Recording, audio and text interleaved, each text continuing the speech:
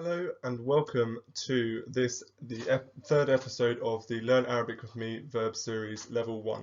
Today we will be discussing Form 1 imperfect tense and further examples of Form 1 verbs, as well as an introduction to participles and their patterns in Form 1. Going on that, I'm just going to give you a quick reminder of pronouns. And if you haven't seen this format, it was in the video just before this, episode 2 of this series. You take your inside left hand and third person masculine, third person feminine, second person masculine, second person feminine, and then the first person is your thumb. So it goes huwa humma hum, hiya humma hunna, anta antuma antum, anti antuma antana, and ana nahnu. Now you'll notice that there are dual forms for all the third and second persons here, but not with the first person. So this refers to we as in two of us as well. So let's discuss the usage of the imperfect tense in Arabic. So firstly, it's used to express incomplete actions such as actions done in the present tense, the future tense, and the continuous past. The continuous past is known in some languages like French as the imperfect tense, but obviously this is an inaccurate description here.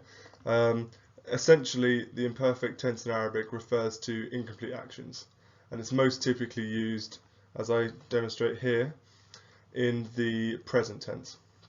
Now, the pattern of Form 1 imperfect verbs is either yaf'alu, yafilu, or yaf'ulu.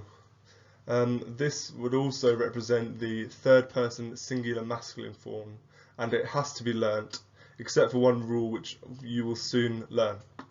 So let's take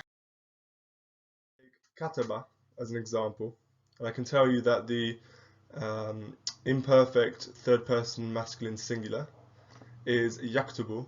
So you can see that the short vowel on the second radical in the imperfect tense is a dhamma. So let's look through this. Remember the pronouns on your left hand. Now we'll do it with the verb form. So huwa yaktubu, humma yaktubani, hum yaktubuna.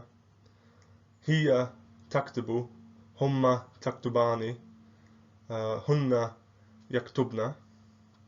Anta taktubu, antuma taktubani, antum taktubuna.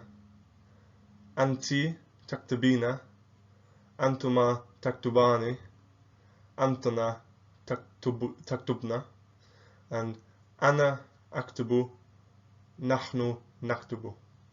Now you'll notice that some of these verb forms are simply prefixed, like naktubu, aktubu, taktubu, taktubu, yaktubu, and some of them have a prefix and a suffix. So Form 1 is characterized as well by the fatha on the prefix, so ya and ta, and this is different to a few other of the subsequent forms like 2, 3, and 4, but we will come on to that later.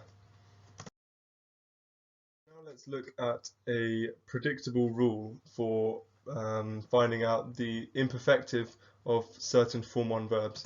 So as I just mentioned a few slides ago, you have this rule where fa'ila verbs always take a fatha on their middle radical in the imperfect. So it goes fa'ila, yaf'alu, and I'll show you some examples. We have fahima, and I hope you remember what this means from 2 videos ago. Yafhamu, so he understood, he understands. We have shariba, yashrabu, so he drank, he drinks. And then we have sami'a, yasma'u, to name a few. And this is he heard, he hears. Now let's look at a few further examples of Form 1 verbs which will be commonly used if you intend to learn Arabic to a high level. We have dhahaba yadhhabu, which is to go. We have taraka yatruku, which is to leave something. We have haraja yakhruju, or kharaja yakhruju, pardon, which is to leave from somewhere, and we have sharaha yashrahu, which is to explain. And I recommend you learn these verbs. They're very useful. They come in, pretty much every day. You practice Arabic. These will be used. So there you go.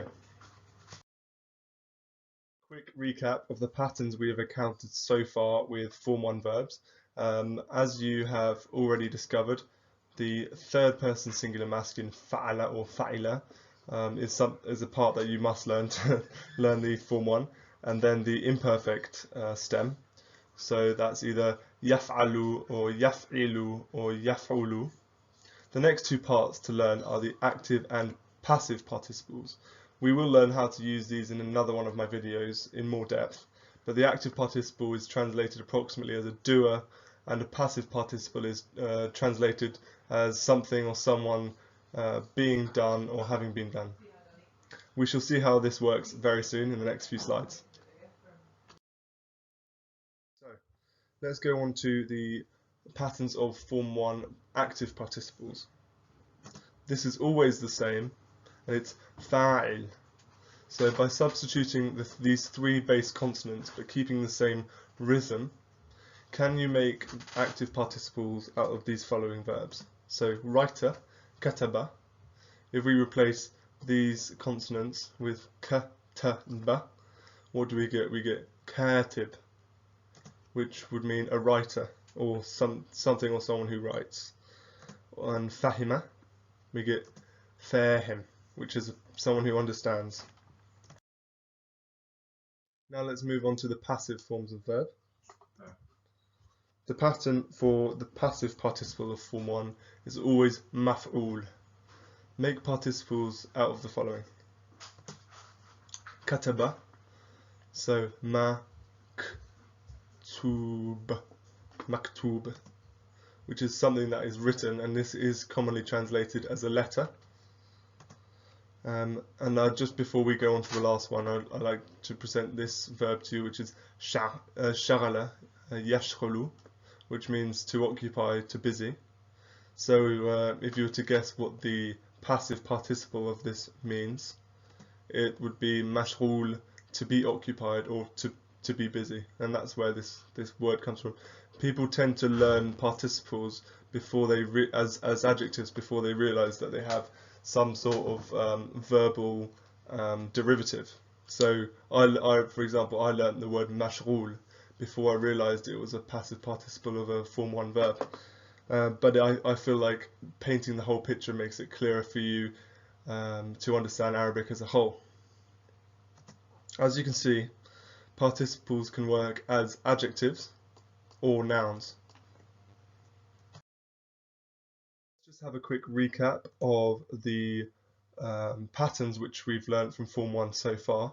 So we've learnt the perfect third person singular masculine, the imperfect third person singular masculine, the pattern for the active participle and the passive participle, and they are respectively fa'ala, fa'ila, yaf'ala, yaf'alu, yaf'ilu, and yaf'ulu, and fa'il and maf'ul.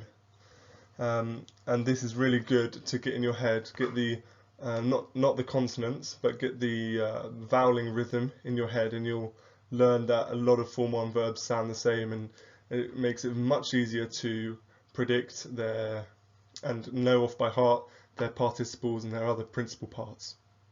Thank you. Thank you for watching, and continue on to my next episode where we will be discovering the first type of irregular Form 1 verb known as hollow verbs.